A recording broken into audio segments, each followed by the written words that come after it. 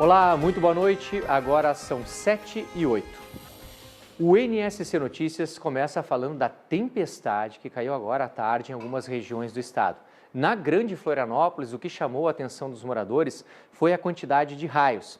Essa imagem que você vai ver daqui a pouco aqui na sua casa, ela só foi na Beira-Mar Norte, aqui na capital. Aí são vários raios realmente aqui, ó, na região central. Olha essa aí.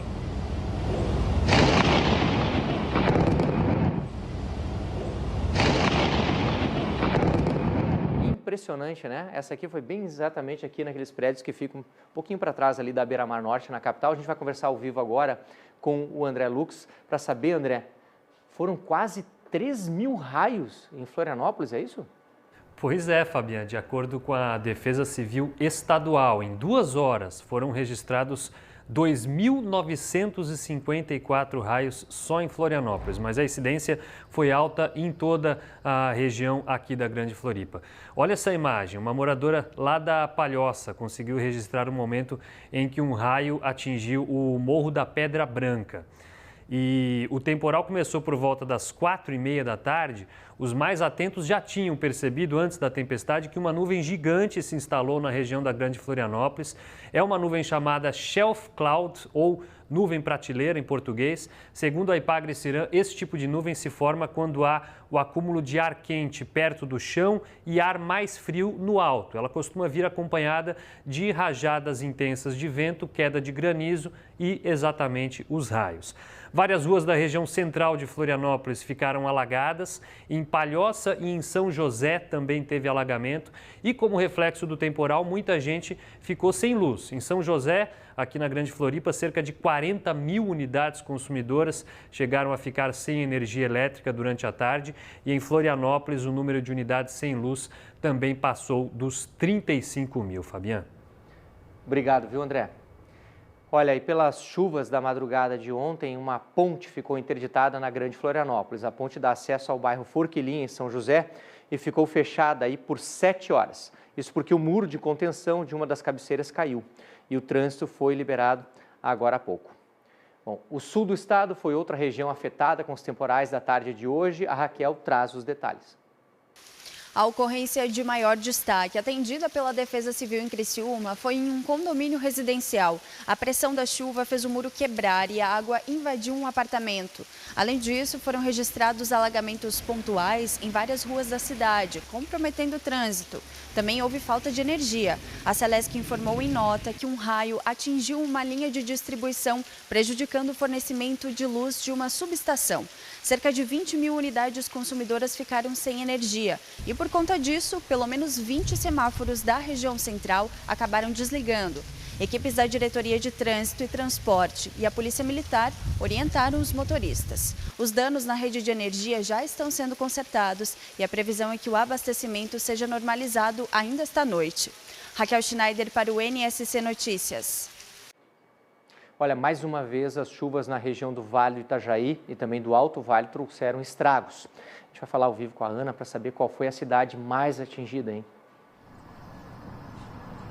Foi Agrolândia, Fabiana. Por lá, a Defesa Civil confirmou chuva forte e enxurrada, principalmente na localidade de Rio Antinhas. Árvores caíram com a força do vento.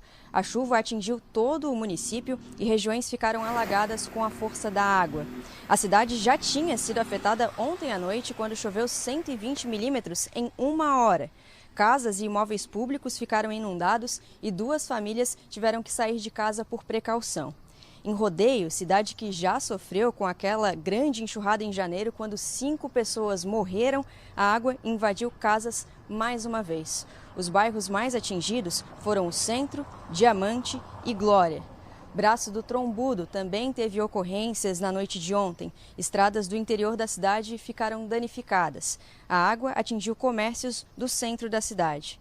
E por causa da forte chuva na região, teve também um aumento do nível do rio, atingindo o nível de atenção para inundação. Por isso, as comportas das barragens de Ituporanga e de Taió, ambas no Alto Vale, estão fechadas. Fabiana. Obrigado, viu, Ana? Vamos de previsão do tempo, porque antes de tudo a gente precisa saber, né, Bárbara, se a gente tem chances de novos temporais ao longo da noite ou amanhã. Fabiana, olha só, a gente vai trazer inclusive as imagens de satélite para mostrar para vocês que boa parte da instabilidade já passou por Santa Catarina. Mas sim, não dá para descartar essa chance até o fim da noite de hoje e também a partir de amanhã volta de novo. Pontualmente, sim, a gente pode ter chuva mais intensa. Claro, pode falar. Isso, queria até que tu explicasse que a chuva mesmo é maior. São esses núcleos em vermelho. Isso, vermelho. é aqui que está certo. a instabilidade, que tem aquelas nuvens de temporais. E aí, sim, trazem aquela chuva mais intensa, raios, ventos mais fortes, trovoadas, como a gente viu com frequência agora à tarde, especialmente no litoral. Isso aqui tem tudo a ver com umidade combinada ao calor. Antes dos temporais chegarem ao estado, o destaque foi a tarde quente. Pelos dados da Epagre-Ciran, em Joinville fez 36 no termômetro oficial. Nem é tanto assim. Mas vejam bem o índice de calor, que é a sensação no corpo. 59 graus. Esse cálculo aqui leva em conta a umidade do ar. Quanto maior a umidade, mais a gente sente calor. Isso foi logo antes aí da chuva aparecer.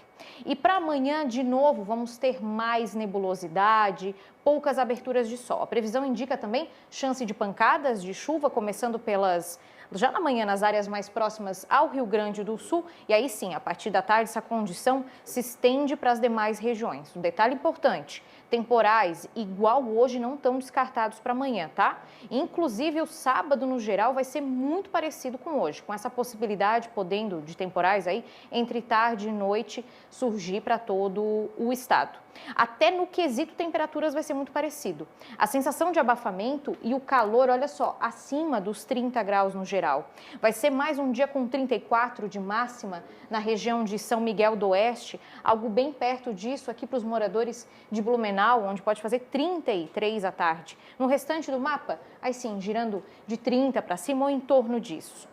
Bota uma estrelinha aí no domingo, se você quer fazer alguma coisa ao ar livre, tá? Vai ser um dia bem aproveitável, porque o tempo fica mais firme, seco. A previsão é de sol, variação de nuvens. Fora isso, vai continuar bem quente, de 30 a 35 graus. Fabiana, geralmente na sexta a gente traz a previsão do litoral, né? E com essa história de tempestades, a gente vai abrir uma exceção, vai falar disso com mais calma amanhã. Mas já antecipo que o domingo tem tudo para ser um baita dia de praia, mas amanhã a gente conversa com mais detalhes. Tá bem. E amanhã, atenção ainda. Claro, a atenção ainda com os temporais. Pode acontecer ainda, principalmente entre tarde e noite. Tá bem. Obrigado, Valeu. Bárbara. Daqui a pouco, nos 40 anos do MSC Notícias, as mudanças na economia do estado nas últimas 4 décadas. E o ano mal começou e as apreensões só nas rodovias federais já passam de 2 toneladas.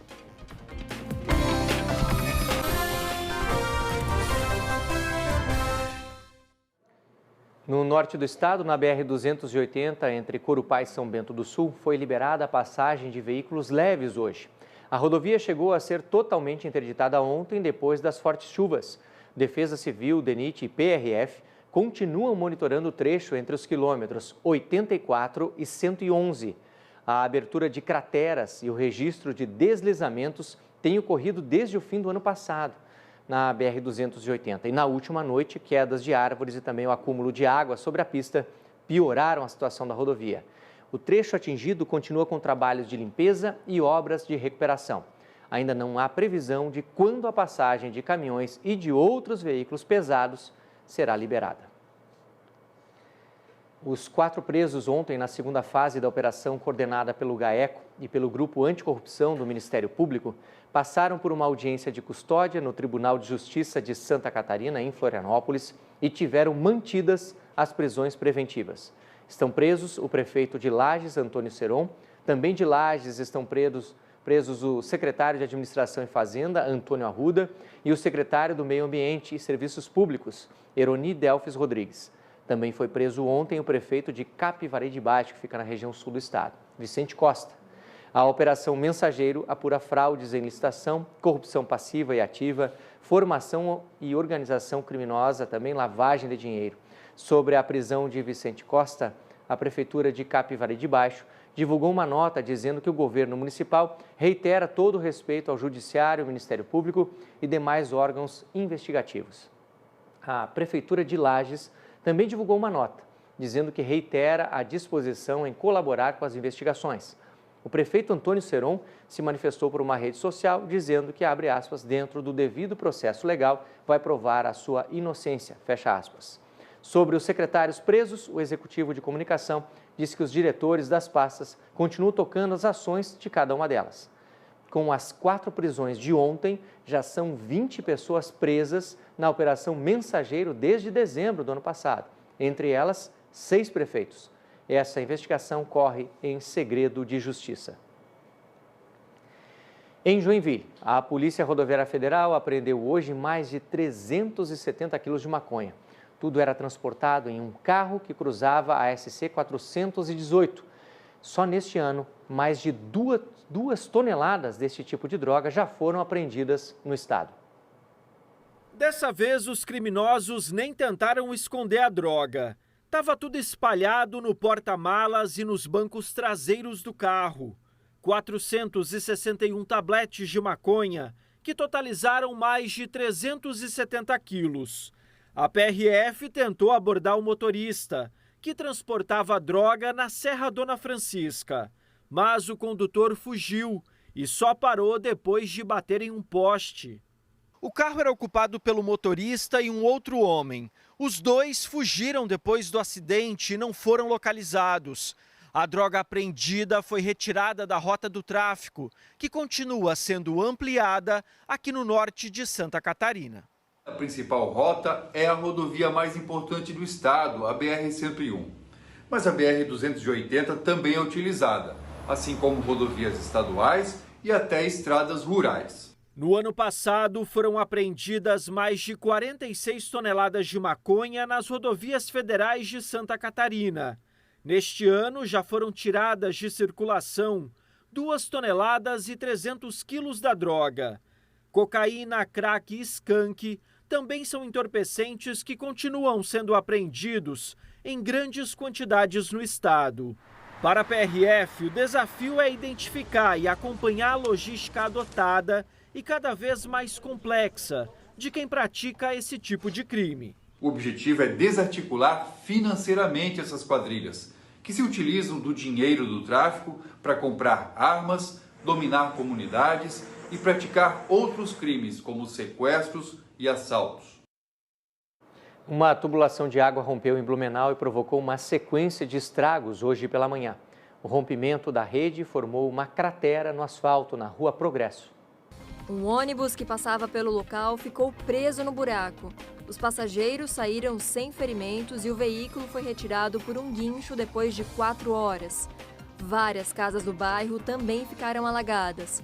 O reparo na adutora terminou durante a tarde. Em Curitibanos, no meio-oeste, um idoso de 66 anos morreu depois de um acidente hoje pela manhã.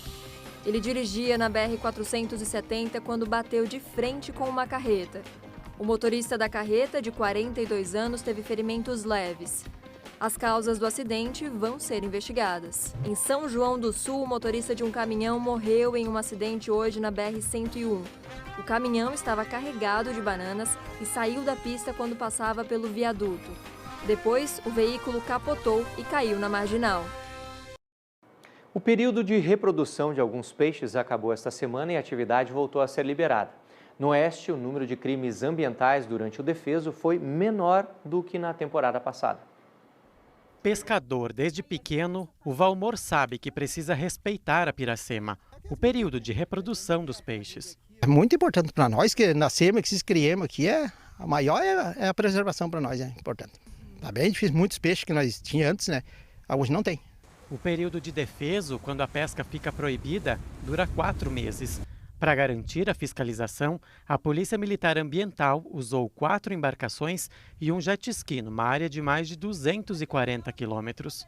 Durante esse período, a gente incrementa as nossas operações, coloca mais embarcações nos rios, em toda a área da bacia do Rio Uruguai. E isso envolve São Miguel do Oeste também, envolve Lages, envolve aqui Chapecó e o Rio Grande do Sul. Aqui a gente tem algumas carretilhas e mulinetes também que foram apreendidos. Esse material pode ser utilizado pelo pescador amador fora do período de piracema. Durante o período da piracema ele é proibido, tanto carretilha como mulinete. Os crimes ambientais registrados na operação reduziram cerca de 30%. A queda mais expressiva é com relação a redes de pesca.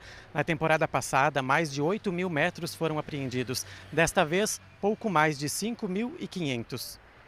Nós passamos a fazer contato, com todas as pessoas que estavam navegando, que estavam, em especial os moradores ribeirinhos, onde foi distribuído esse folder que é informativo, referente ao que pode, ao que não pode.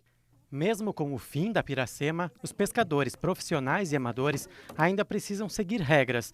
A autorização ambiental tem que estar em dia e eles precisam respeitar o tamanho das redes e a quantidade de peixes pescados. A seguir, nos 40 anos do NSC Notícias, as mudanças na economia do estado nas últimas 4 décadas. E no Clássico de Amanhã, 2 personagens que ainda não viveram essa rivalidade.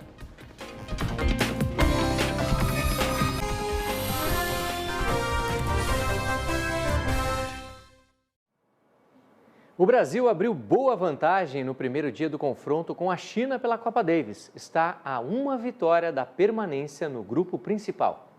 Pensa o calor que é um sol de verão ao meio-dia no norte da ilha. Isso não afastou as 2.000 pessoas que lotaram as arquibancadas no estádio de tênis Guga Kirten para ver o confronto Brasil e China, que começou bem, viu? O paulista de Campinas, Matheus Putinelli, foi muito superior ao chinês Zhigel Te no primeiro set, 6-1, com muitos pontos de saque, além de uma direita avassaladora. No segundo set, o chinês chegou a empatar em 1-1, mas o brasileiro fechou o jogo por 6-1, tranquilo, ganhando por 2-0 e dando a primeira vitória ao Brasil. Muito feliz com o apoio da torcida, incrível ter essa sensação de começar uma Davis, então com a vitória ainda. Muito feliz. Na segunda partida, a previsão era de que o cearense Thiago Monteiro, de azul aí, melhor brasileiro posicionado no ranking mundial, tivesse facilidade para passar pelo Jesui. Engano. O adversário chegou a estar 3-2 no placar no primeiro set, mas o Thiago empatou. Virou. Jesui se machucou nesse lance, mas em menos de 20 minutos voltou à quadra. E aí o Thiago Monteiro fechou o set em 6-4, garantindo um dia todinho verde e amarelo na Copa Davis. Brasil larga na frente dos chineses nessa Copa Davis aqui na Praia do Santinho, no norte da ilha. Dos 5 jogos, já se deu bem em 2 e falta apenas uma vitória das 3 partidas que vão ser realizadas amanhã, exatamente aqui, no estádio de tênis Guga Kirten, no norte da ilha, para o time continuar na elite do Grupo Mundial 1, a elite da Copa Davis. Quinta rodada do Campeonato Catarinense vai ter aí um novo capítulo na história do clássico Avaí e Figueirense. No jogo de amanhã, 2 personagens que ainda não viveram essa rivalidade. 2 novatos num jogo de muita tradição. Avaí e Figueirense, um clássico catarinense que completa 99 anos em 2023. Rivalidade colocada à prova desde o século passado. Mas amanhã, 4h30 da tarde, quando o árbitro apitar o início do jogo, vamos ter 2 personagens escrevendo pela primeira vez o nome nessa história. Alex de Souza no Avaí, Cristóvão Borges no Figueirense. Aqui no Avaí, o Alex ainda não conseguiu desenhar o perfil do time que quer. Já o Cristóvão está um passo à frente nesse sentido, já que o Figueirense, em 4 rodadas, já mostrou um desenho tático bastante consolidado, que deve ser o da sequência da temporada 2023. Aliás, Cristóvão já disse que é o que ele quer deste Figueirense. O Cristóvão já disputou outros clássicos pelo Brasil. Traz na bagagem muita experiência em jogos com rivalidade. E por conta da experiência, fez um pedido para os jogadores para a disputa do primeiro Avaí Figueirense dele. Se você não estiver preparado ou não tiver todo esse equilíbrio, isso pode interferir no teu comportamento, na tua performance. Então, nós conversamos sobre tudo isso para que a gente tenha, assim, clareza de tudo que é o jogo. Alex de Souza vive um ano de estreias. O Avaí é o primeiro time profissional da carreira e o clássico deste sábado vai ser o primeiro dele no comando do Avaí. Só não pense que o treinador Azurra não sabe o que é um clássico, porque ele já disputou muitos como jogador. Sabemos aquilo que representa não somente o resultado, mas a nossa participação dentro do jogo, né? Então é o grande jogo do campeonato, no qual a gente espera se apresentar bem e sair satisfeito ao final da partida. Avaí e Figueirense, quase um século de tradição, mas uma história sempre aberta para novos personagens, para novos capítulos. Avaí Figueirense é o jogo que a NSC TV transmite amanhã, 4h30 da tarde. E por falar em clássico, amanhã tem outro confronto regional. 4 da tarde, o Concórdia recebe a Chapecoense. Hoje nós começamos uma série de reportagens com a retrospectiva do desenvolvimento de diferentes setores nos últimos 40 anos. Especiais em comemoração às 4 décadas do NSC Notícias. A reportagem da Gabriela Bride mostra a economia catarinense.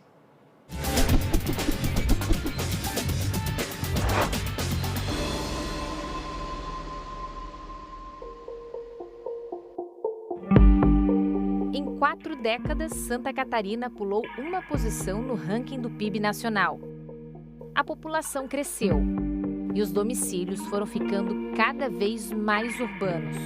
O estado não é mais o mesmo de 40 anos atrás. Florianópolis, principalmente, era muito mais calma. Precisava de sacudida, né?